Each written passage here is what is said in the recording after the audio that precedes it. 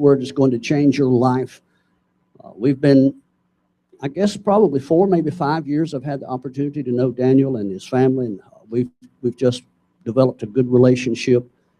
And I've had the honor of listening to some of the things that he's been sharing. Of course, he's connected with Rico. Rico gets all of his material from Daniel. So all of it comes from me. Yeah, I just want. That's right. Yeah, I just wanted to. Yeah. Yeah. And by the way, when I hope he's watching. Yeah, I hope he's watching. We're going to remind him of that too, by the way. But anyway, this afternoon is going to be a phenomenal event. It would not be quite the event that it is without you being here. You made this event possible. I'm so glad that you're here. In the meanwhile, I'm going to share a couple of things. We're going to go as long as he's possibly able. We're expecting to be here probably to around 4 o'clock. And so I want you to wallow yourself out of a comfortable spot. That's yeah, 4 a.m., right? Was that right? 4 a.m. We're going to lock the doors. How many of you know that your backside and your mind are connected? Hello? Your mind can only absorb what your backside can endure. Okay, so if you get uncomfortable, please let me know, or some of the guys close to the windows. There's Wendell right by the window. For those of us from South Mississippi, it's hard to make that kind of a distinction, window or Wendell. But anyway, we'll crack the windows if we can. There's water in the back. We want you to be comfortable. You're welcome to take notes. We're going to go for about an hour and a half, then we're going to have a short break, and then we'll allow you to go to the restroom and come back very quickly so that we can expedite the meeting this afternoon. Again, please do everything you can to enhance the meeting. Take notes, ask questions if you feel inclined. He'll be available afterward for a short period of time. We've got to get out of the area after 4 o'clock simply because we want to honor with Red Lion Inn. They've been very gracious to us. But in the meanwhile, are you ready to hear a word from y'all? I don't think they're ready. I don't think they're ready either. Are you ready to hear a word from y'all? Well, hopefully you guys, is everything good here to come from my mic? Am I on? Am I live? Can you hear me good? Barely? Is it turn? Can we turn this up a little? At all? Hopefully that'll work. Anyway, well, Shabbat Shalom, everybody. Man, this is my first time here in Oregon. I want to personally thank, hey, there we go. Now we are live. Now you can hear me. I want to thank David and Brenda and everybody that's part of Manna for bringing me out here. I was told by several people back home in Kansas, don't come out here and say Oregon. Is that right? You did? I've been saying Oregon my whole life, and apparently that's wrong. So it was kind of funny is that we get off the plane yesterday, and David picks me up, and we go to lunch with him and Jamie, and we get to this Chinese restaurant here in Salem, and you see my mugshot posted on the door of this restaurant. People, you ain't living until you go to a foreign land and see your mugshot posted on a foreign restaurant. Very, very interesting moment of my life. Okay. How many of you guys are familiar with what we are doing on the Wisdom and Torah website? Just by a show of hands, just so I know how much I have to re-explain. Because we are here till 4 a.m., like David said, so I hope you brought pen and paper. Briefly, before we get into this topic today, I'll give you a brief background of what we've been doing over the last 3, going on 4 years now. And some of you do know this already, but we are studying the ancient Near Eastern culture and context to the Bible. And it has completely transformed everything that I thought that I knew about Scripture and about the Bible. And the topic that we're going to talk about today is one of 3 topics that I encourage everybody, if you're sick and tired of hearing the same old arguments within the Hebraic roots movement, I'm going to give you 3 topics to start studying today. The first one, obviously, is going to be honor and shame that we're going to talk about. The second one is temple service and understanding ancient cosmology. Okay. And what that has to do is showing you that the Bible is meant to be a temple text, which means that it opens up with a temple in the cosmos from the very beginning in Genesis 1, and it ends with a restored cosmic temple in Revelation 21 and 22. It's an extremely important topic. And once you realize how extremely important that is, then that enhances our understanding to what Yeshua has done for us. The third and final topic that we absolutely must get a grasp on, especially in this movement, is understanding righteousness and justice. And it isn't righteousness and justice the way that we've been taught over the last, I don't know how many years we could even attach to that, because it doesn't have anything to do with that. And we're not going to be able to cover all those topics today, but this is the focus that we have been doing on Wisdom and Torah for the last 3+ years. And a lot of you have been part of that, and I'm grateful for that. And I've come to know some of you because of that. So those three topics, those three backgrounds are extremely important for this covenant that we're walking in. And I may say a few things today that make you a little bit uncomfortable, and that's okay. I've kind of joked around with a few of you. I get to get on a plane and leave. So take with what you want, but ladies and gentlemen, there are things that we have to get a grip on. There are things that are going on in this movement that we seem to think that we are the end-all be-all because we now keep Torah. We ain't. We are not even close. So hopefully as we get through today's PowerPoint and the information that I'm going to provide today is that we'll have a little bit of a better understanding on how we are to honor one another. We are to honor Yah, we are to honor Yeshua, and how we are to honor each other. Okay. So honor and shame. What is honor and shame? Have any of you ever heard of honor and shame before today? You've been married for a while. I've been married for 21 years this October. I know a little bit about that, you know.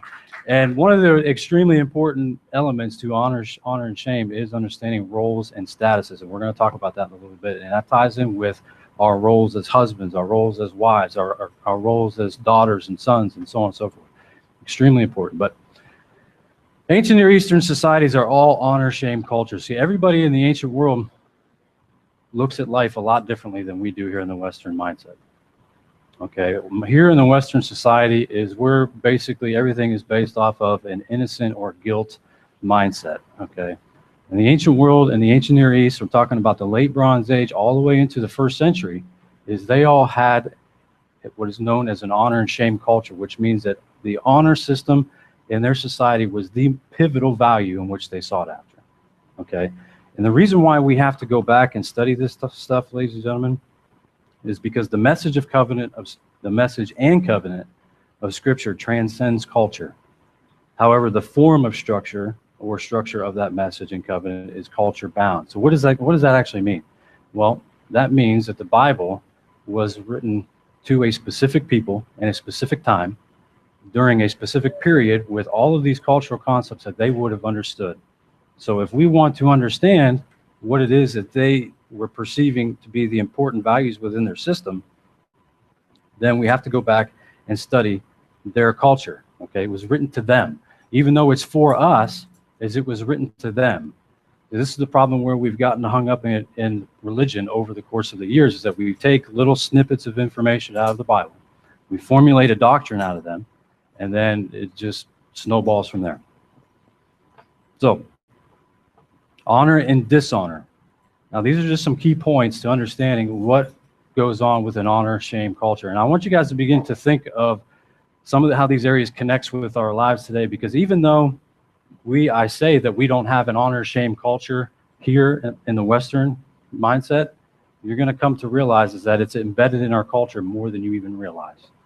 And I promise you, and I feel confident to say that each and every one of you probably partakes in some sort of an element of honor and shame society every day of your life, especially when it comes to social media.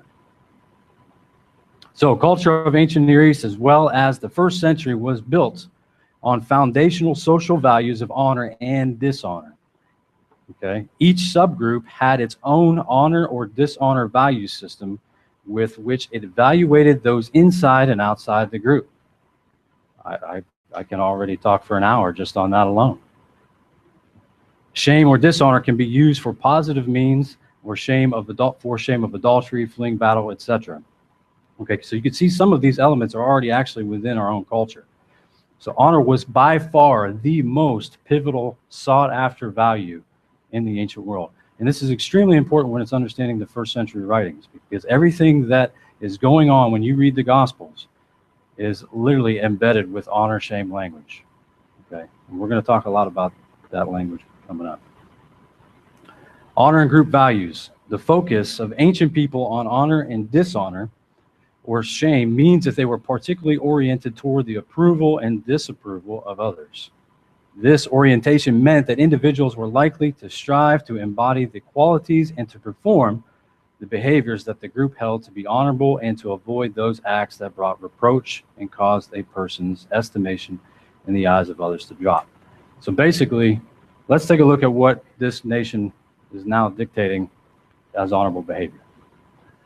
I don't know about you guys, but I'm ready to shatter my television because every time I turn it on now, what is it? It's Bruce Jenner's a woman now. And what they're doing is they're trying to get you to realize, or trying to put out their propaganda to say, well, this is honorable behavior. It's okay for this guy to now become a woman. That's not what Yah says. That's not deemed honorable behavior. So this is all over the news. This is what propaganda does with the news and with media, is they are the ones that are trying to dictate to you what is honorable behavior in the Western society. But that's not what Torah says. Everything that you read about in the Torah is talking about what Yah has set up as an honorable value system that's to tell us what he says is honorable behavior. When we don't do that, what happens? Then he shames us. And he shames us, hoping to bring us back into repentance. That's the purpose of that. So it's looking about what these societies are saying is honorable behavior or shameful behavior. And the world has become so oblivious to the fact of what Yah says is honorable behavior that they'll hook, line, and sinker anything the news media puts out, no matter what kind of horrific sin that it is. It's now trying to say that that is all honorable behavior. And we have to maintain honoring these people. Sorry, I'm not going to do that.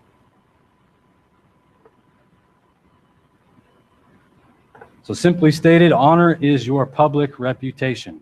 Now, I think we're already going to begin to start hitting home with some of these statements, is because every one of us has a reputation.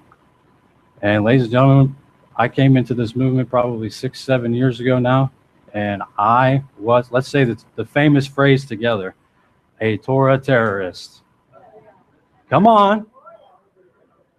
I mean, everybody wants to fight over the name. We want to fight over the calendar. We want to hit everybody over the head. You're going to hell if you don't say it this way. If you're not one house, you're going to hell. If you're not three house, you're going to hell. Come on. I mean, we all did it. But that actually builds up your reputation amongst all of the brothers and sisters that are watching you do this. And you're doing it in a public arena and you don't even know it.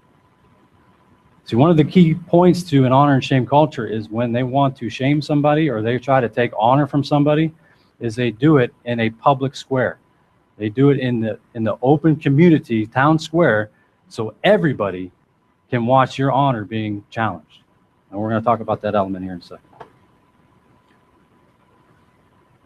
While the powerful and the masses, the philosophers and the Jews, the pagans and the Christians all regarded honor and dishonor as their primary axis of value, each group would fill out the picture of what constituted honorable behavior or character in terms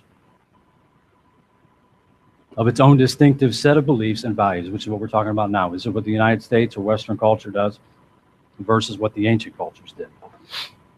Now here's where it's going to get interesting.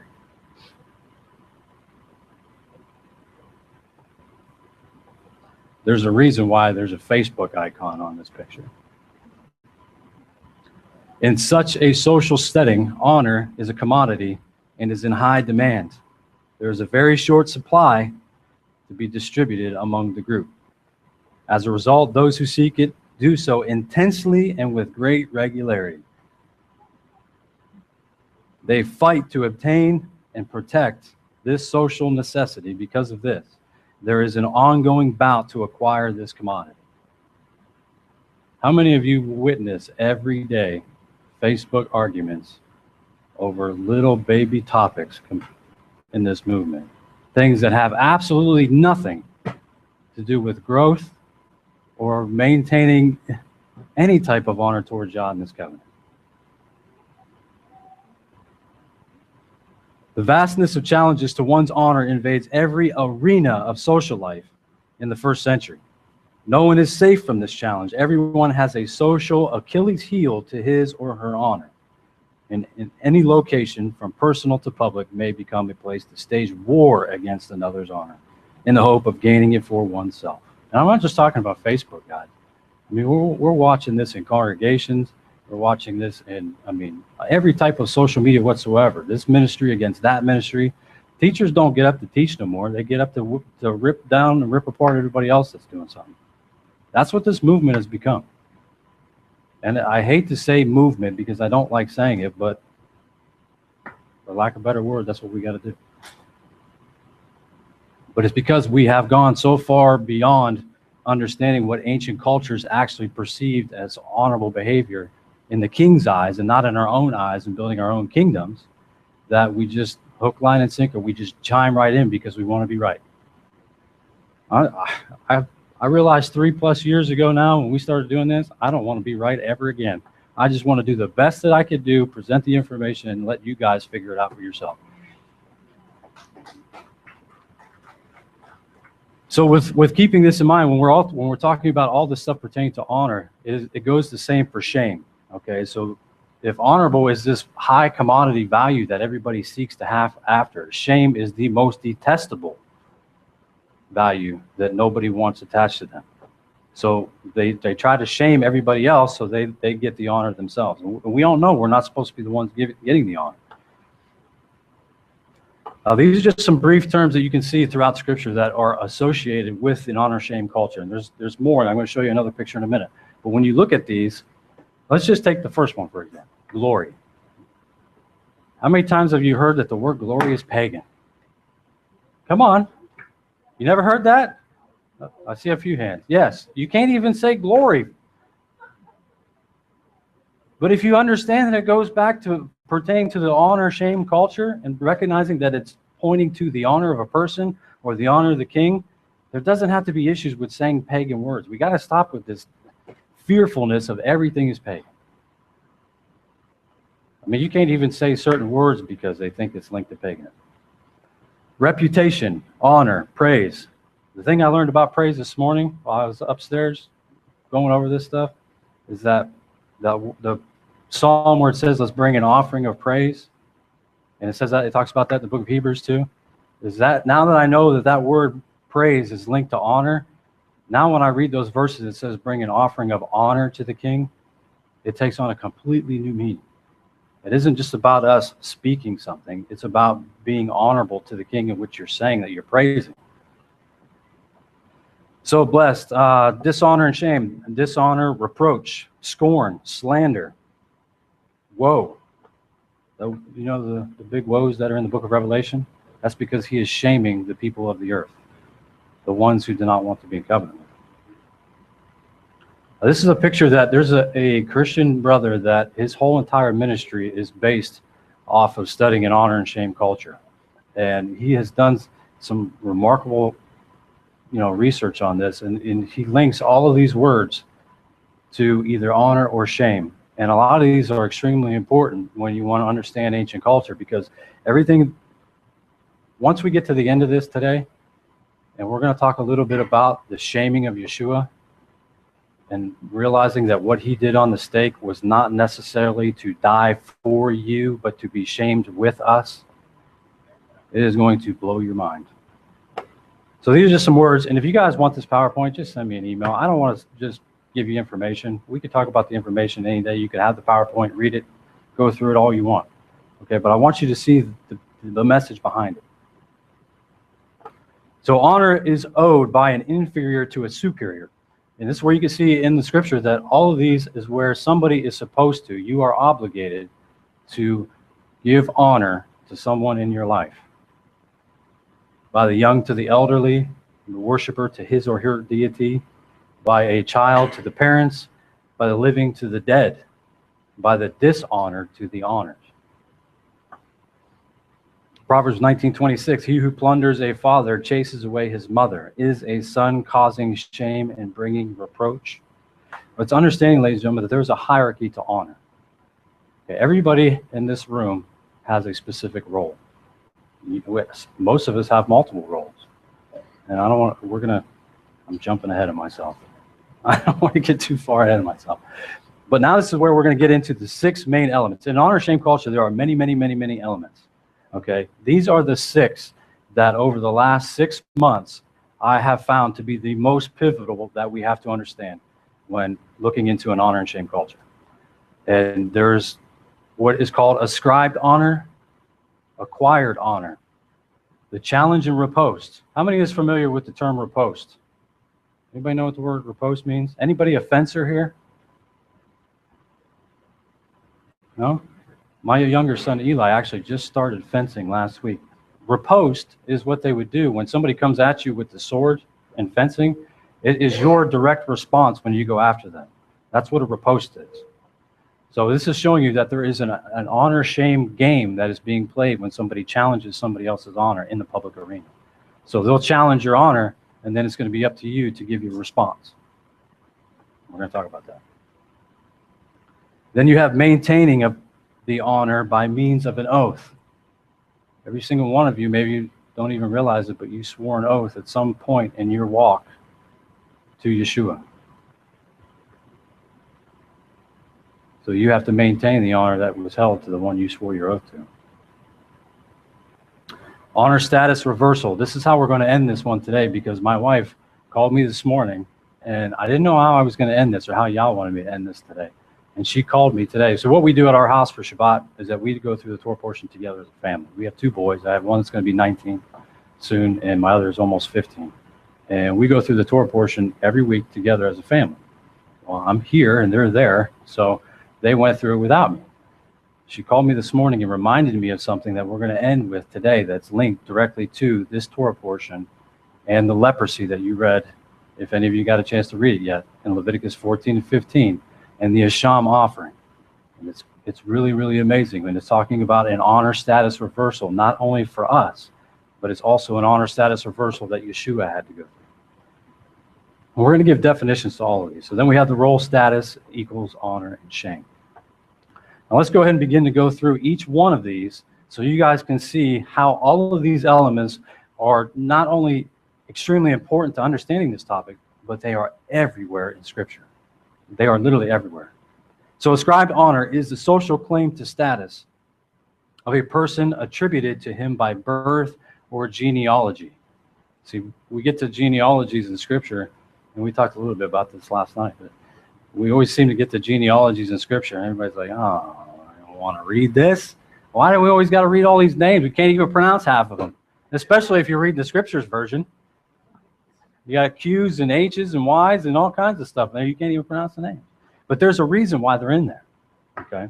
So normally such honor is already received at birth and derives mostly from the lineage. Since kinship was the most important institution in antiquity, birth into a noble family immediately meant ascribed worth in the eyes of the family's peers. The family itself would make claims to worth on behalf of its offspring. These being most commonly expressed when a marriage was being arranged. Within that family, siblings have differing degrees of ascribed honor. So where do we see this first and foremost? Well, maybe not first and foremost, but Abraham, Isaac, and Jacob. You were born of the seed of Abraham. There is a direct honor linked to that lineage. You see it with the Levitical priesthood, with the Levites, the lineage of King David. So you go through all of these lineages, and every time you read those lineages, it's showing you that there is an ascribed amount of honor that has been attached to that lineage. Does that make sense? Makes sense to me. Okay, so we see that each and every one of you, okay, let's say we had somebody in here that was born of some royalty or something. You had a specific amount of honor that is attached to your name simply because of the family that you were born into. And this plays an even bigger role with us. And we're going to see later on when it's linked to the seed of the promise. Okay, everybody wants to fight and bicker whether or not we're Jewish or not. I got issues with that. Because if you understand an honor and shame culture, this is the very first element we're talking about.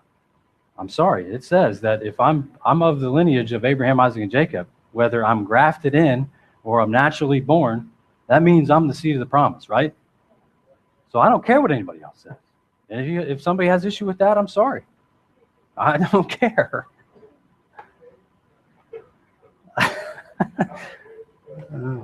So therefore, it is quite understandable why the ancients referred to themselves always as son of. Naturally, that ascribed honor has to be guarded very carefully. Even though you cannot lose it, you can easily bring shame on your family if your behavior is disrespectful and shameful.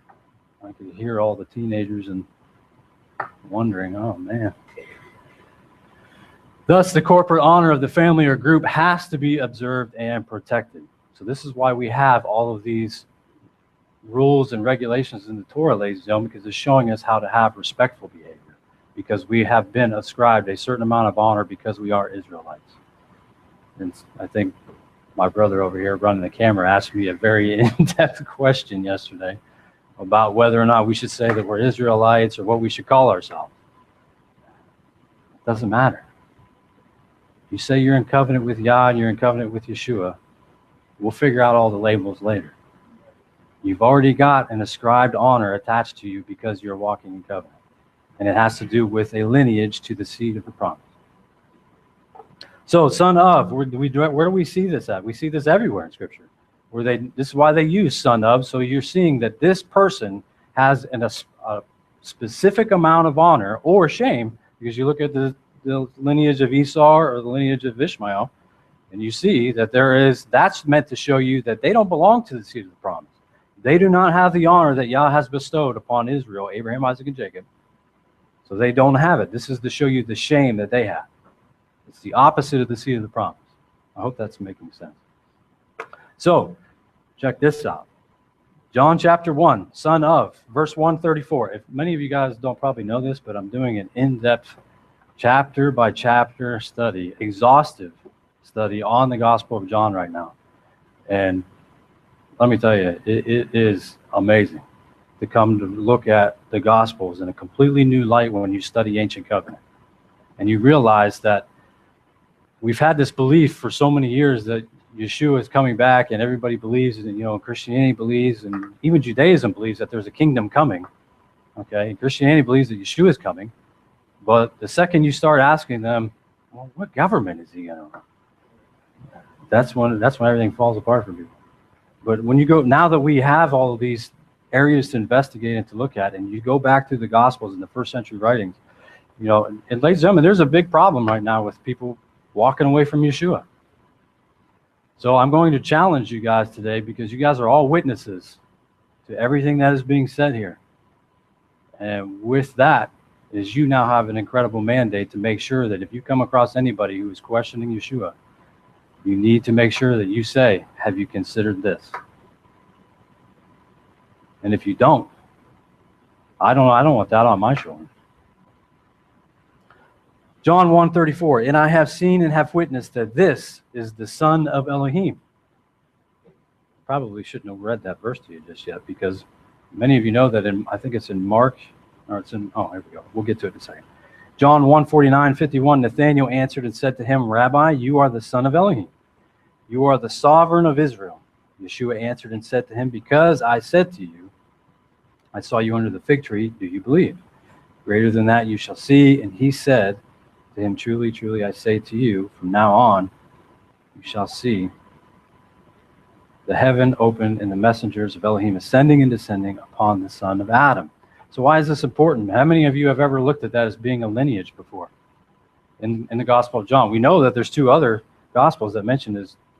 Matthew and Luke, they describe Yeshua's lineage to King David. That's why those lineages are in there. It's showing you Yeshua's direct lineage to the earthly kingdom. But John is giving us Yeshua's lineage to the very beginning.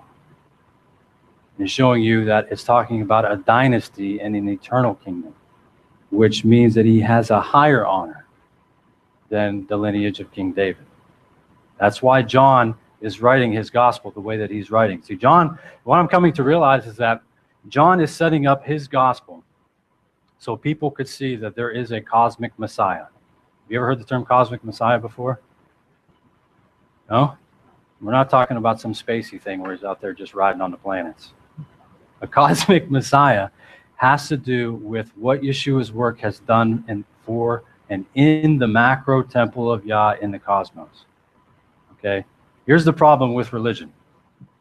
Let's just take the two major religions that are right now. And if any of you are hearing this for the first time, I'm not attacking people. I'm talking specifically about doctrines and where we have gone wrong over the course of centuries. So you have Christianity, which most of us here probably came from that. I did. I thought I knew everything that I was supposed to know about what Jesus did for me, and what Christianity does is once you figure out that you think that you know this stuff, is everything's this warm, fuzzy, spiritual experience that we're up on the clouds and, we're going to heaven after this life is over, and who knows what's going to happen up there. We're just going to get a big yellow field and, ride Harleys. And I mean, this is what people think, It's unbelievable. I mean, I wouldn't mind having a Harley, but I mean, we're still going to be here, just a new aspect of the kingdom. But that's what Christianity believes pertaining to like a temple. And then they do away with everything that was in the earthly temple. We know that. That's the main argument. But then you have our brothers and sisters in Judaism who, it seems like the majority of them, they focus only on the earthly temple. I mean, granted, there are some that focus on like the spiritual aspects of a cosmic temple. But nobody is saying or emphasizing that these two temples, you cannot do away with one to justify the other. Ladies and gentlemen, there will be an earthly temple here on this planet again. And there will always be a temple in the heavenly realm. This is what we are seeing in the book of Revelation when the covenant is all restored. And I'm getting off on a tangent here, but that's okay. Is that when the covenant is restored, and you read in 1 Corinthians chapter 15, where Yeshua takes that restored kingdom, he hands it back to the Father, and then we see that the heavens and the earth pass away, and that the New Jerusalem, am I the one making this ring? I keep walking. Is that the New Jerusalem comes out of heaven, and that is a restored macro temple in the heavenly realm. And this is why I was telling you earlier that understanding that the Bible is a temple text from Genesis 1 to Revelation 22 is showing that there is a macro temple and there is a temple here on earth. And everything in between those verses is showing what creation's function is pertaining to that temple. Okay, so what am I getting at here? We have to make sure that we are focused on the mentality that the temple is not done away with, and it will not be done away with. It's dealing with specific elements of impurity on the earth. That's what the earthly temple was for. Remember, there was no sacrifice for willful open rebellion. When you committed a willful open rebellious sin, what happened? They killed you. And you're dead. I mean, but that doesn't negate the fact that that sin that you committed, or we committed, or they committed, still has an effect on the altars within the sanctuary. Have you ever heard this before? This is where we get into this. We focus so much on a five senses mentality of the kingdom, where we want to hear it, we want to smell it, we want to taste it, blah, blah, blah. But we're forgetting that we're dealing with an Elohim who is outside the realm of time. So everything that we do in this life has to have some sort of effect outside of this realm of time. Otherwise, how can he bring any type of covenant lawsuit against us if it's not affecting him really? I don't know if that's making sense, but everything is interwoven together, ladies and gentlemen. And this, the higher honor and understanding what Yeshua's honor attached to him is huge. Because if you don't understand that his honor and what he did in the macro temple in the cosmos for us, then the stain of your sin cannot be removed.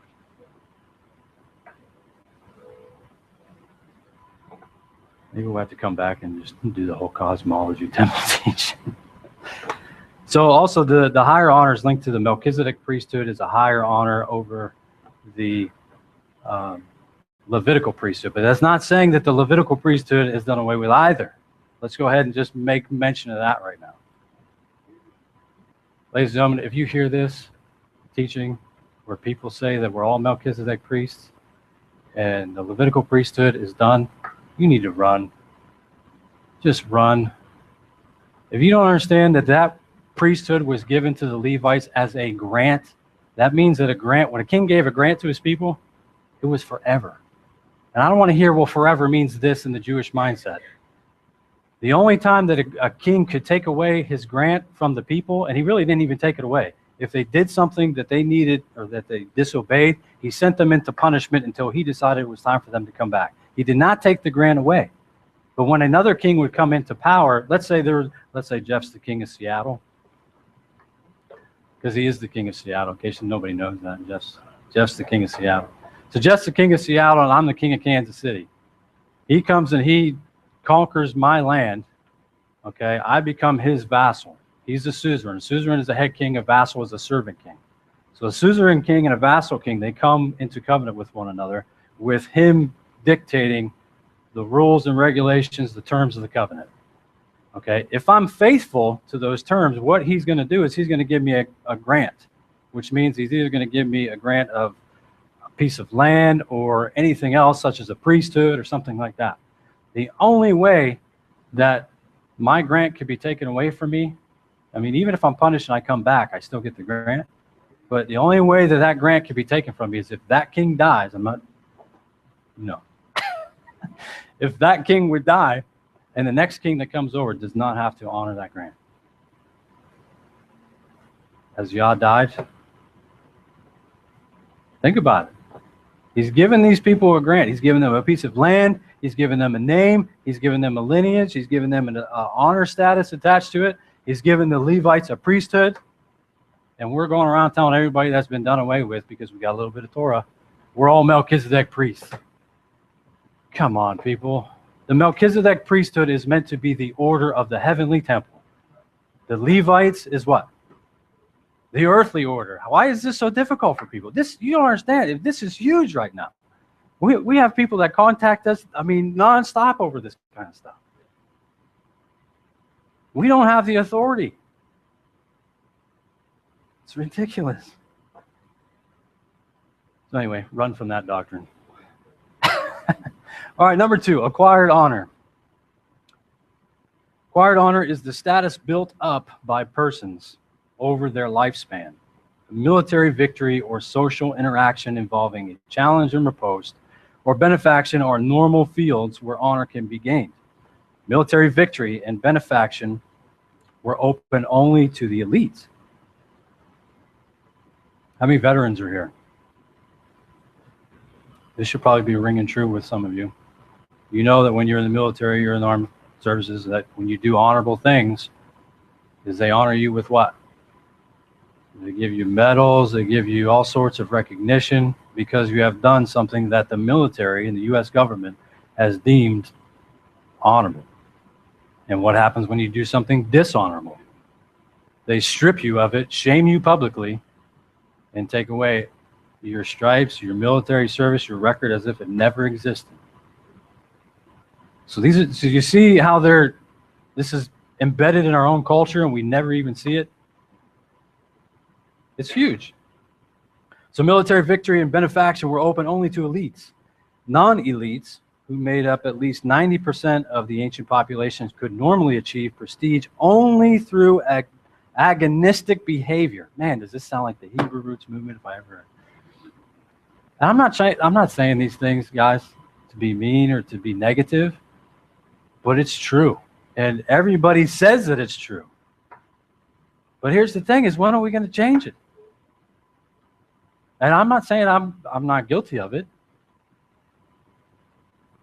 But this whole thing today is meant to challenge all of us that we have to return to understanding how this culture, we all claim that we're Israel, but we don't know how Israel lived.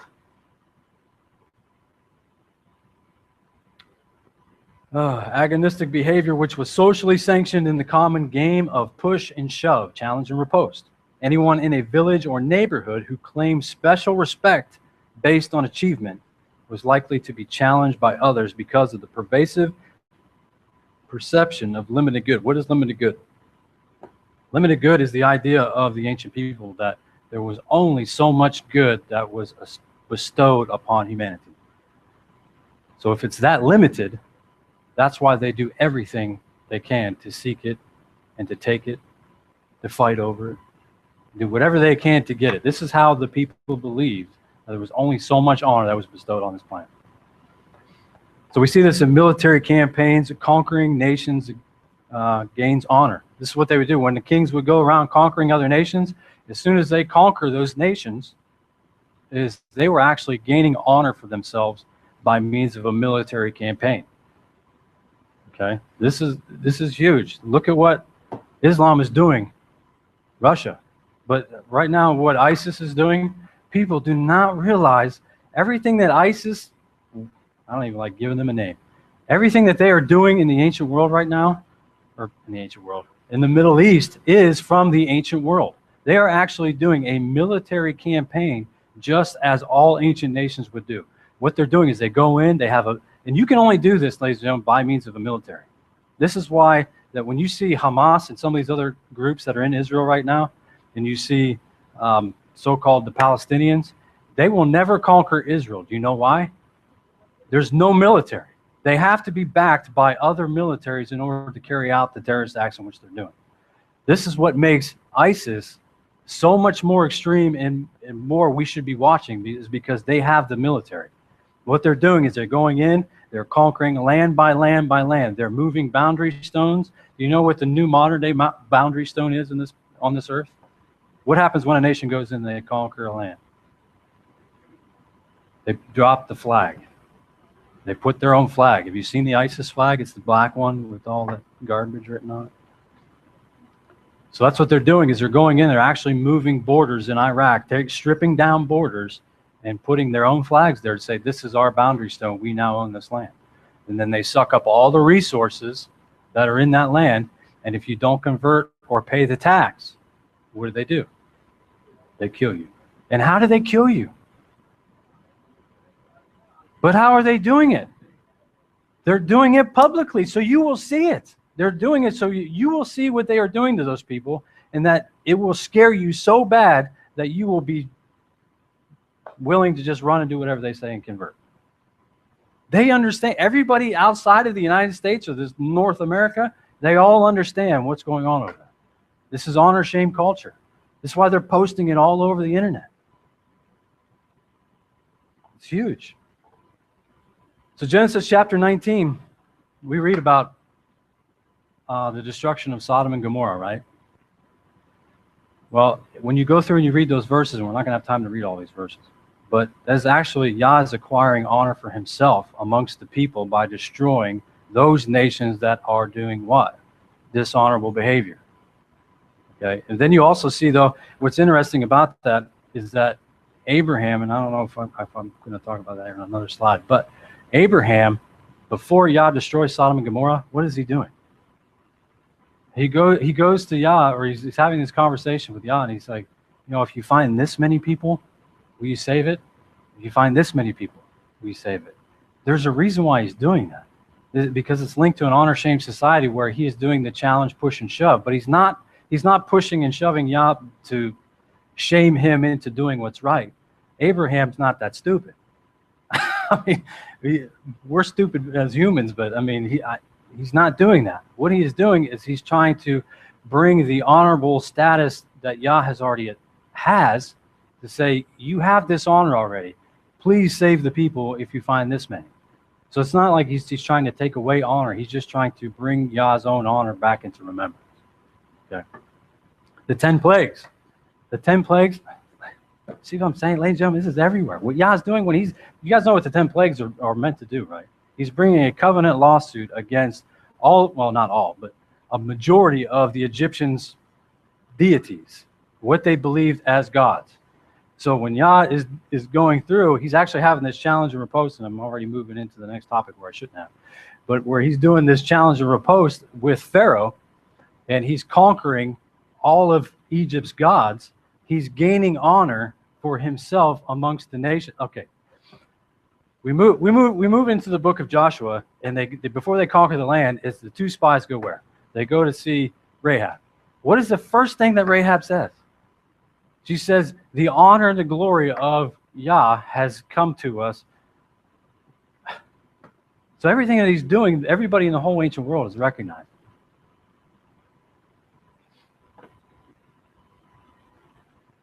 So the 10 plagues actually shows that you know, Yah's doing this by means of a military campaign also. Because remember, in the ancient world, ladies and gentlemen, is that the king went into battle with the people. It ain't like President Obama who sits in his Oval Office or goes golfing. And if you're an Obama fan, find somebody afterwards and we'll set you straight.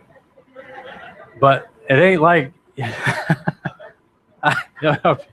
but it isn't like we see things today to where, you know, the kings or the leaders of nations don't go into military battle. This is why it was so important. I don't know if you guys remember a few months ago where Jordan was actually going to go against and take their airplanes and their air force against ISIS. Well, what was the big headline? The king was actually going to get in a plane, and I don't know if he actually did it or not, but he did. How many other nations you know were going to do that? Because he knew that he was the leader of that nation, whether regardless we believe him, what he stands for or not. We're talking about this specific issue, is that he was going to go fight with his people, for his people, because he recognized that ISIS was not an honorable whatever. So Israel should have honor amongst all nations, but in 2000, I have 14 here, but actually it was in 2012.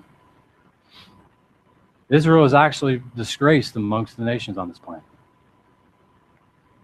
I mean, the reality of it is everybody hates Israel.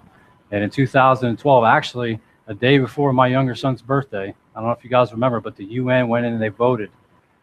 They were going to decide whether or not the Palestinians could become a state. And if that was going to happen, then that's when they could start taking away their land. Because all these nations voted to do it. They started moving their boundary stones. That's when Yah's going to send his wrath upon these people. But in 2012, there was 300, I can't remember how many it was, 300 and some nations around this earth that voted against Israel by saying, yeah, we want the Palestinians to have their own state. We want them to have their own land. So by them doing that, why would they be so surprised when any type of retribution from above comes upon them? Because they're trying to take away the land. They're trying to take away the people. See, that's what they would do in the ancient world, ladies and gentlemen, is that when you wanted to annihilate a people, is you went in, you conquered them, you took out their temple, you took out the people and put your own people in there. You took away their constitution, their covenant, as if they never existed. That's what they did in the ancient world. And that's what the world is trying to do to Israel right now. Whether or not, you know, the nation of Israel is doing everything they're supposed to be is irrelevant right now. So, acquired honor. The sons of Zebedee seek to acquire honor in the kingdom. In Matthew 20, verses 20 through 28. Then the mother of the sons of, you know, I kind of make my cracks about the scripture version, but then I put it in my it's a great version, don't get me wrong. I just have a hard time reading Q's and K's and stuff like that. It's just me. Then the mother of the sons of Zebedee came to him with her sons, bowing down and making a request of him. And he said to her, "What do you wish?" She said to him, "Command that these two sons of mine might sit one on your right hand and the other on the left in your reign."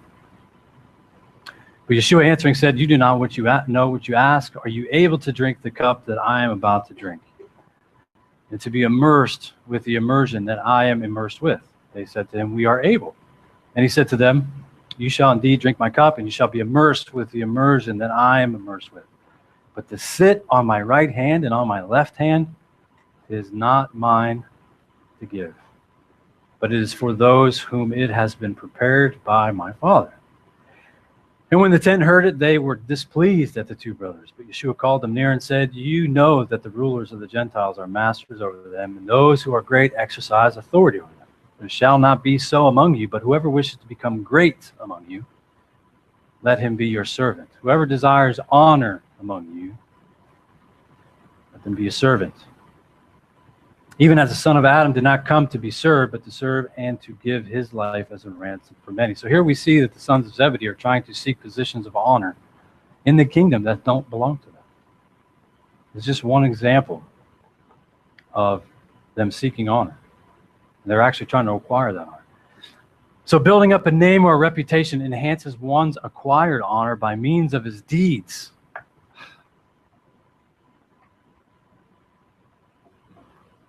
You mentioned righteousness and justice early on when we first started. How many of you realize what actual righteousness and justice is in the eyes of the Father?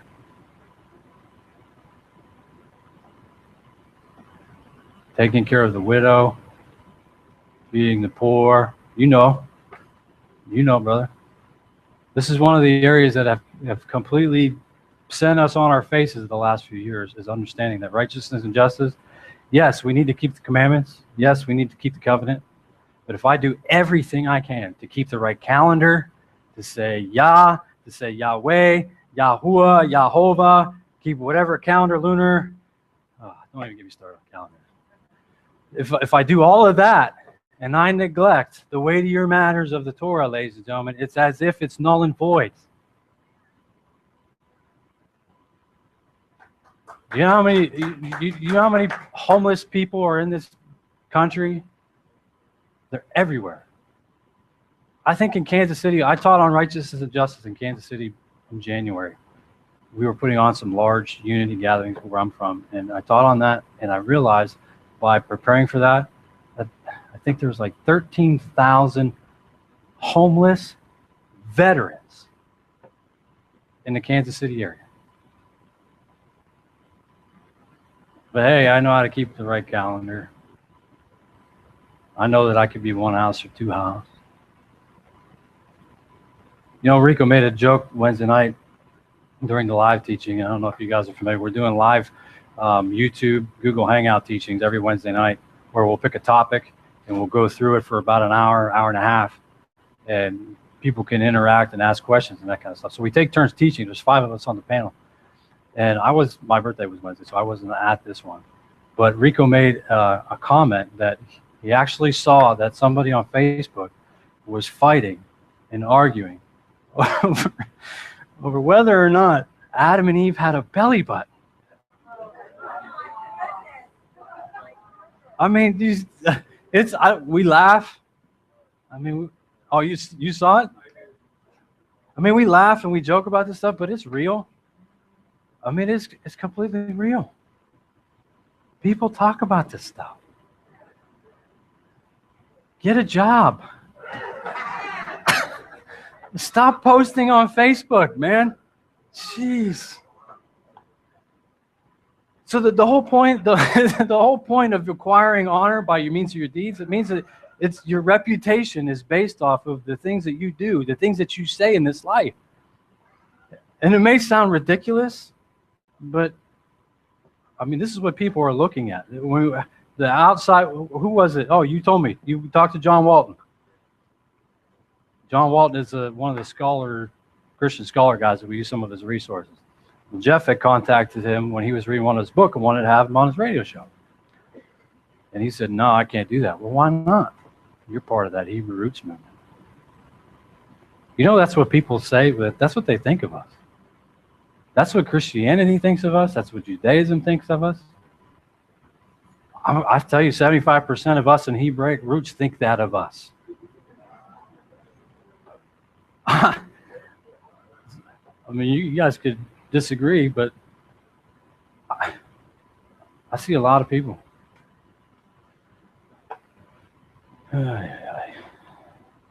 Number 3, challenge and riposte. The challenge riposte is essentially an attempt to gain honor at someone else's expense by publicly posing a challenge that cannot be answered. Well, they think that it cannot be answered. We know as Messianics we have an answer for everything. When a challenge has been posed, the challenge must make some sort of response. And no response is also considered a response. So in the ancient world, if I challenge you, I'll challenge Jeff. I'll tell him, hey man, that hat, it would look much better if it was blue. And that would be the honorable thing, is to have a blue hat. And then he would have to either challenge me and give his answer why that hat is more honorable to be green, and I pick on him because we're friends. Or he would choose to say nothing, but that would be his response, and that in the public eye, I would gain all the honor because I won that challenge. Yes. So when a challenge has been posed, the challenge must make some sort of response, and no response is also considered a response. It falls to the bystanders, it falls to everybody else that's watching, to decide whether or not the challenged person successfully defended his and indeed usually his own honor. And this is what I was talking about in Genesis 18, where we see that Abraham is challenging Yah to remember, hey, you have this honor attached to your name. You've acquired all this honor by means of doing these acts and so on and so forth. Now, if you find 20 people, if you find 10 people, you have to save them. He wasn't trying to take away honor from them. We see this with Yeshua and the Pharisees, the Sadducees, the religious elite of the day. Everywhere you see in Scripture that Yeshua is challenging the Pharisees, and it's not the Pharisees, the Sadducees, or everybody that was in the government, ladies and gentlemen. It was to specific groups, specific people. He's not saying, hey, all you Pharisees are going to hell, all you Sadducees are going to hell. He's deliberately dealing with issues pertaining to the elite of the time of the first century. Okay? Make that clear.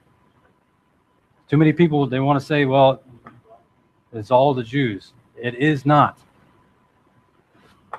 So everywhere that Yeshua, we see that he is being challenged by the Pharisees, the Sadducees, or somebody else, is they're doing it in a public manner. We see this in John chapter 1, when the religious elite come to John the Baptist, or John the Immerser, and they're actually challenging him in a public manner to find out who he is.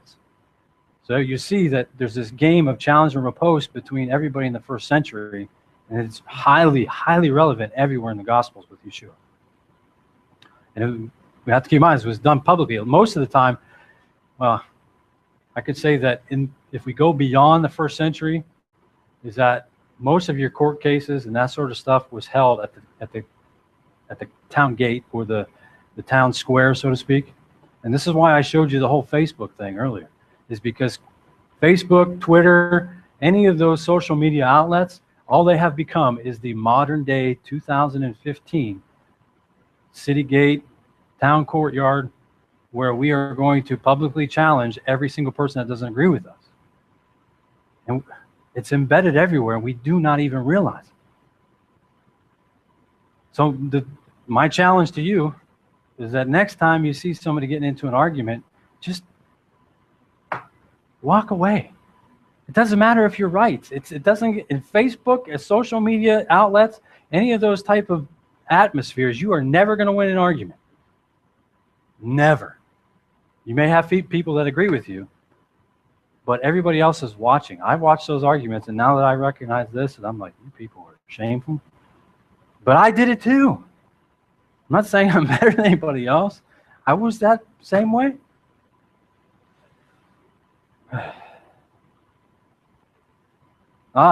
Book of Job. Challenge and repose. You have Yah versus Satan. You see how Satan is coming into the court of Yah, and he's trying to challenge Job's honor that Yah has bestowed upon him. So what does Yah say? Why don't you go do this, this, and this, and we'll see how it works out. It's everywhere. Yeah.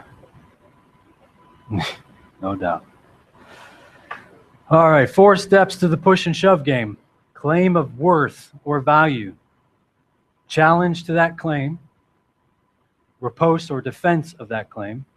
And the public verdict of success awarded to either claimant or challenger. Now, some of these quotes that you're seeing are from a book that we've been reading about, and we're using a lot in this year's Torah portions. This year on the website, we're doing all of the Torah portions in the theme and concept of honor and shame. So we're taking each Torah portion and plugging in as much honor and shame context to each portion that we can. So that's our theme on the website this year. But one of the main books that we've been using and resources over the last year is this one by Jerome Neary. It's called Honor and Shame. It's not even Honor and Shame in the Gospel of Matthew.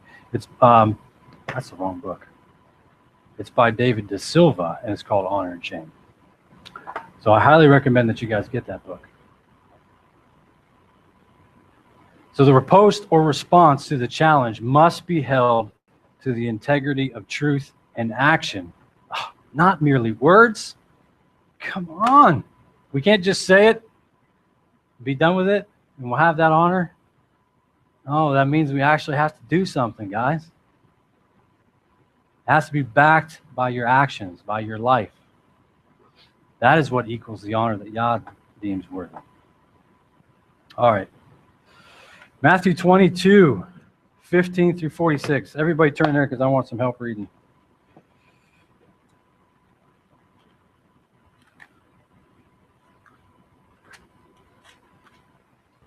All right, somebody please read 15 through 22. And do it loudly so we all can hear.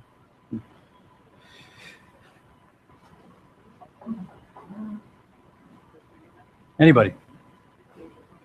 15 through 22. When the Pharisees went and plotted another trap in Jerusalem, they sent together their top with the Herodians, so that you know that you are true, and keep the way of our food. And it does not concern you about anyone, for you are not trustworthy. Then say to us, what do you think? Is it right to take captive the Caesar or not? But knowing their wickedness, Yeshua said, why do you try me? Don't even play with the house. They brought him to the priest. And he said to them, whose likeness in the scripture is this? They said to him, he said, then give him Caesar what is Caesar, and Elohim what is Elohim. And having heard, they marveled at his blasphemy. Challenging game shove, or challenge and shove game number 1 in this chapter. Yeshua 1, them 0, just like she said. If he would not have responded and said, give unto Caesar what is Caesar's, then he would have been guilty and he would have lost that honor. And the Pharisees or the Sadducees of that group would have gained the honor in the eyes of the people. All right, 23 through 33. Somebody please read.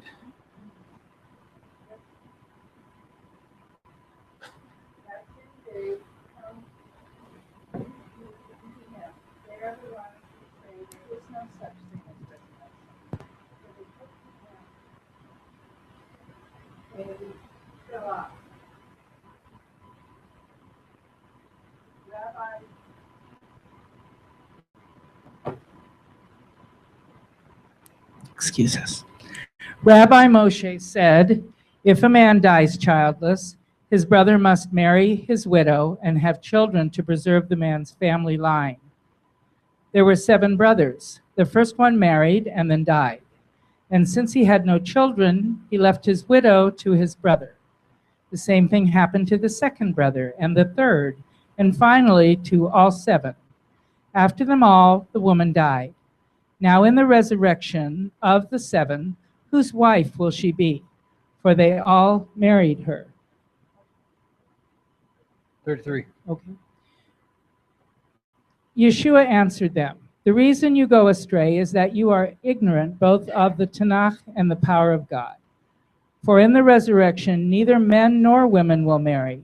Rather, they will be like angels in heaven. And as for whether the dead are resurrected, haven't you read what Yah said to you? I am the God of Abraham, the God of Yitzhak, and the God of Yaakov. He is God not of the dead, but of the living. Okay, thank you. You know what makes me angry about the Sadducees? How can you be officiating in the temple and not believe in a resurrection? I actually believe, and we're gonna add to this in the next slide. I don't want to talk too much about what's going on here, but I actually believe that even though he was doing this to the Sadducees, is I believe that the Pharisees were watching, because they absolutely hated each other because of the resurrection issue. I mean, how can you officiate in a temple and say there's no resurrection? I mean, it just blows my mind. Anyway, all right, I'll go ahead and finish reading 34 through 46. Hearing that Yeshua had silenced this, oh, I love that. He silenced the Sadducees. They couldn't even bring their own response to saying that. So he silenced the Sadducees. The Pharisees got together. One of them, an expert in the law, tested him with this question. So he tested him. There's a whole new challenge and repose game.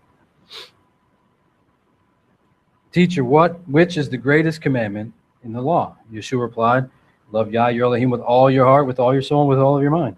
This is the first and the greatest commandment. And the second is like it, love your neighbor as yourself. All the law and the prophets hang upon these 2 commandments. Why? Because it has to do with righteousness and justice. when you recognize what Yah says is righteousness and justice, and there's equality and equity between people, then you're going to walk that out your entire life. So he says, all the law and the prophets hang on these commands. Then we move on to the next one. While the Pharisees were gathered together, Yeshua asked them, oh, this is interesting because now Yeshua flips it. So now he's challenging them. While the Pharisees were gathered together, Yeshua asked them, what do you think about the Messiah? Whose son is he? The son of David, they replied. He said to them, how is it then that David, speaking by the Spirit, calls him master? Well, he says, the master said to my master, sit at my right hand until I put your enemies under your feet. If then David calls him master, how can he be his son? No one could say a word in reply. You ever seen this before? This is craziness. No one could say a word in reply. And from that day, no one dared to ask him any more questions. So we see this also in John chapter 8, when Yeshua challenges them who has not sinned to cast the first stone against the adulterous woman. I don't want to hear anything about it. It shouldn't be in the text. I don't care. I really don't.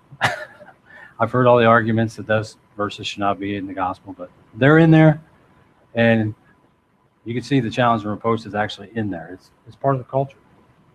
So do you know what the greatest riposte or response of Yah and Yeshua is to those who attempt to shame and challenge the honor of the king? In the ancient world, when they wanted to eliminate a king or somebody in authority, what they would do is once they captured that king or that military leader or whoever, they humiliated them, just as we see that ISIS is doing. But do you know how they did it? They would hang you, or they would behead you, or they would put you obviously on a stake or so on and so forth. But when they hung you on a stake or whether in the tree or whatever, is that was meant to show the entire world or the culture back then that the position that you say that you held, we just stripped it from you. You no longer have the authority of that position in which you held. So they shame you publicly, dishonor you in front of everybody. And so they would know, and the whole world recognized this. This made a huge impact on me when I saw this. Okay, so when you so the greatest riposte, the response, especially if we just read what he was saying to the Sadducees who don't believe in what? The resurrection.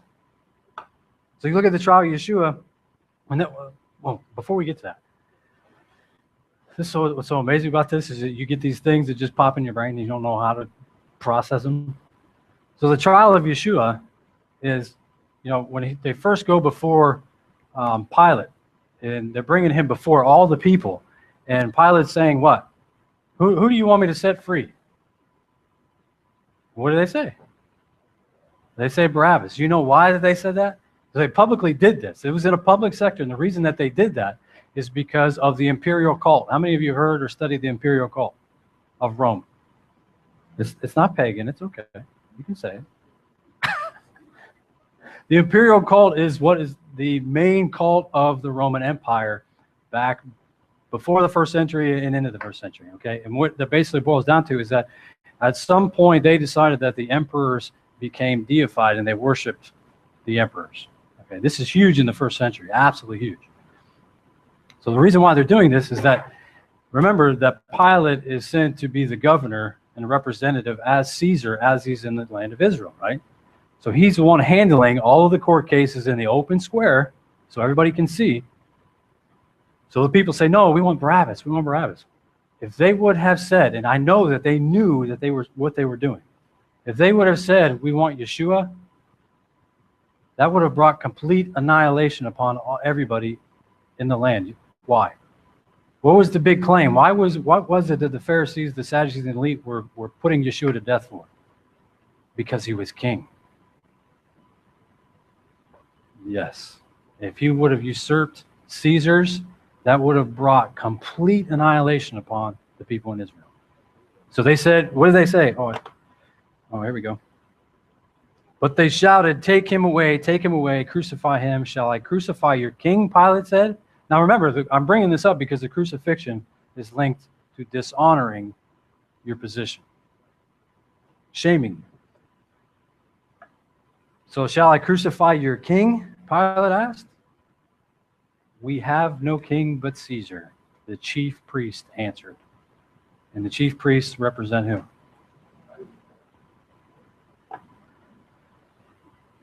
Absolutely amazing. So the greatest riposte that Yah does is resurrection. I mean, think about it. So they do everything they can to strip Yeshua of his position of king. I mean, we're not just talking about the lineage to David, which we know that he has. That's what Matthew and Luke talk about. But we have already seen that in John, he has a lineage to a greater dynasty in the eternal kingdom. Okay? So they do everything they can to publicly shame him, publicly disgrace him. And everybody in the ancient world, when they wanted to strip your position and say it never existed, keep that in mind. It was as if it never existed when they did that. So they put him on the stake. They think that they killed him. They think that they stripped it away from him. But what happens? It's the resurrection. This is why it's so important for you and I to recognize that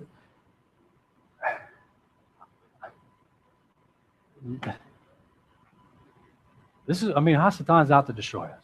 Okay? We know this. And I know that there's all this doom and gloom focus on the Great Tribulation. And I'm not knocking that. Ladies and gentlemen, if you understand this, then you have nothing to fear of what any man on this planet could do to you. Tribulation's coming.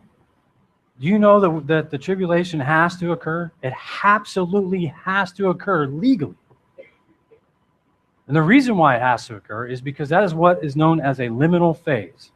Okay, it's known as a threshold. What is a threshold? If I'm standing over here on this side of this cord and this represents a threshold, if I need to get over there, I have to cross this threshold to get there. Okay, I can't go from this life into the next kingdom of Yeshua ruling and reigning without going through some sort of threshold liminal period. Okay, liminal in the Latin actually means threshold. So I have to go through this period of how long that threshold is if I want to get from point A to point B. That's what the tribulation is for. And it's also to shame all those other nations on the planet right now who don't want anything to do with Yah or Yeshua. That's what it's meant for. It isn't meant for you to just go buy 1,000 pounds of rice and beans and lock yourself in a basement. I mean, I'm okay with, no, don't get me wrong. I'm okay with preparing. I'm okay with preparing. I'm not knocking that. But ladies and gentlemen, we can't go through. Jeff's going to need a minute. But you can't go through the rest of this life with living in fear and just waiting for the whole world to collapse.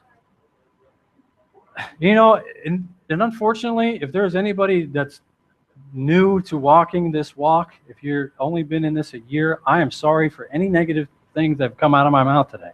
But I'm giving you hopefully the things to run from. You know, and unfortunately, most of us, when we come into this, I'm sorry, that was the first thing I learned was, hey, he's coming back. You need to go to Cabela's, you need to go to Bass Pro and stock up, man. And that's what we did. And ladies and gentlemen, I have two boys. When we first came into this, my older son was probably, let's see, he's going to be 19. Probably he was 12 or 13. And my other son's 4 years younger than him. And we're going to Shabbat and everybody's talking about, oh, is it now? You got no idea and everybody's living in fear. I can't do it anymore. My kids cannot grow up just waiting for the world to end. Go to college. Find out what Yah wants you to do. Live your life. Have children. Good night. Eat that rice and beans you got in the closet. Jeez. Look, if you can't laugh at this stuff, we might as well just go home. You know, I traveled 1,000 miles to give you guys a couple of jokes. I mean, yeah, that's cool. All right, so resurrection. Let's read Hebrews 12. We too, then, having so great a cloud of witness all around us, let us lay aside every weight and the sin which so easily entangles us, and let us run with endurance the race set before us. Looking to the princely leader and the perfecter of our belief, Yeshua, who for the joy that was set before him endured the stake, having despised the shame, and sat down at the right hand of the throne of Elohim. David, where are we at on time, brother? 10 minutes? All right, integrity by means of an oath. This is where I told you guys earlier that we're moving pretty good.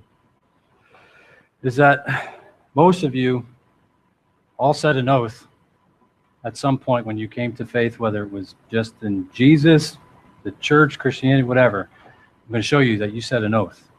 And now that you're walking Torah, I know that you said an oath. So hence the importance of the oath in relation to honor. It commits the honor of the swearer just as crossed fingers liberate it. Remember how you said, I promise. Nope. Liberate it in aims and eliminate the ambiguity. Man, I have a problem with that word. Ambiguity as to. Oh, I got to tell you this story now. When I did the righteousness and justice teaching in Kansas City a couple months ago, is I try to pride myself on PowerPoints. You know, kind of Rico makes these jokes about it all the time because, you know, have you ever seen Rico's PowerPoints? You laugh. And he's watching, he's probably laughing too, but his PowerPoints are hilarious. But anyway, I try to make sure the PowerPoints look nice all the time, you know. So I spend all this time, and this is why it takes me so long to sometimes put stuff out, because it's doing the PowerPoint. Just so you guys can have a nice PowerPoint. So anyway, I had this slide in the justice and righteousness teaching, and it was talking about all these goofy arguments that we're talking about today, showing is this really, you know, what we think is righteousness and justice. So I have all these things, and it's looking really cool, and I got them all listed. And I'm up there, and I'm reading this. There's 150 people there, and I'll get to the one that talks about the labels of the movement, you know, Ephraimite, and, you know, we're Judah, we're this, we're that. And then I have on there, it was supposed to say Hebrew roots, and I had Hebrew toots. And I read it off, man, like it was nothing. And everybody just starts going nuts. And then I look down, and I'm like, oh my gosh. Everything I just said got discredited and threw out the window because I couldn't spell roots. No, I lost. I was publicly shamed. Totally lost any honor that I acquired for myself. By invoking that which is sacred to him, his God, the bones of the saints. Oh, we're talking about Catholics now, I guess. His loyalty to his sovereign, the health of his mother, or simply his own honor, he activates an implicit curse against himself in the eventuality of his failure to implement his oath, or at least he assures that public opinion is entitled to judge him dishonor. So what it's basically saying here is that when you give an oath, especially when it's pertaining to a public arena, is that everybody is watching to make sure you're keeping that oath. And they're going to determine, and they're going to dictate to you, especially us Messianics, we're going to tell everybody when they are not keeping that oath. And we're going to do it publicly. So moreover, he cannot attain the honor of the person to whom he is bound by oath by deceiving him. The latter is untouched by his deceit. He proves false, blah, blah, blah. We see this with Abraham. This is where it gets huge with the oath. Abraham also swore an oath to Yah, as we've seen in Genesis 14. But Abraham said to the sovereign of Sodom, I have lifted my hand to Yah, the Most High El, the possessor of heavens and earth, not to take a thread or a sandal strap or whatever is yours, lest you should say, I have made Abram rich, except only what the young men have eaten in the portion. So here we see that he's telling, after the big battle against the kings, the 5 kings versus the 3 kings, that was actually a suzerain vassal. Did you know that? It was actually a suzerain vassal war going on. And once that happened, Abraham literally became, he could have become, the suzerain of the earth, because he conquered all those nations with how many guys? Man, I don't know if I know 300 guys I want to go to war with. So we see the oath again in Genesis 22, which is, I mean, it's the basis for so many things. 22:16-18, and by myself I have sworn, declares Yah, because you have done this and have not withheld your son. This is where he goes to offer Isaac. And because Abraham was so loyal, Yah swears an oath to Abraham and to Isaac, to Jacob, and to who else? Everybody that comes from the seed after that is the seed of the promise. The ones who maintain the honor of the king. So the honor is attached to your oath is extremely, extremely important. So how much more so those of us who have bound ourselves to oath to Yeshua. Have any of you guys ever heard that you were in the church, you didn't know? Yeah. Romans 10, verses 8 through 11. And you know, the amazing thing is I've used these verses for so many years, and I never even seen verse 11 the way that we see it today until a few months ago. So what does it say? The word is near you, in your mouth and in your heart. That is the word of belief, which we are proclaiming. Here it is. That's what your pastor told you to do. Just come on up to the altar. Say that you believe that he rose from the dead and you're saved. That if you confess with your mouth the Master Yeshua and believe in your heart that Elohim is raised from the dead, you shall be saved. It's what's in there. That's exactly what the verse says. For with the heart one believes unto righteousness. Oh, wait a second. The heart seems to be key here. And the one confesses with mouth and so is saved, because the scripture says, whoever puts his trust in him shall not be put to shame. But see, here's the thing. Is that what we didn't recognize when we said that oath, when we went up to that altar and we knelt and we said, yeah, that's what I want. Is that word confess in the Greek is homologeo, and it is directly linked to covenant, which means the person that I'm professing my faith in, and I say that I believe in, I'm confessing him before men, I have to keep the same covenant that that person is walking. Have you ever heard that? So what the church is doing is they're getting you to come up there, and then in 5 minutes later, they're teaching you how to break the commandments. But see, the whole key here now is for with the heart one believes unto righteousness, and one confesses with the mouth, and so is saved, because the scripture says whoever puts his trust in him will not be put to shame, which means, remember, that shame is linked to all the opposite things of honor that we're talking about. Exile, your position being stripped, your inheritance is gone. Remember, inheritance is absolutely essential to everything in this walk. That's what we want, is an inheritance, right? I'm not saying we're in it for the money. I'm saying we're in for the land. We want to be in eternity. We want to be a part of the kingdom. It's huge. So keeping that in mind was that when we see our brothers and sisters that have said this oath, is now they need to recognize that, hey, you're keeping an oath. There's an honorable behavior that is attached to that oath. So I guess we're going to take a break. Give y'all a praise off.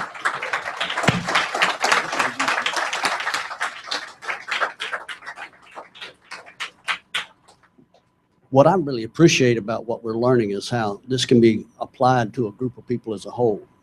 And I think before we're finished, we're going to know how important it is to honor one another collectively as a body of people, instead of tearing down one another and shaming one another and fostering strife and all those other issues that have made us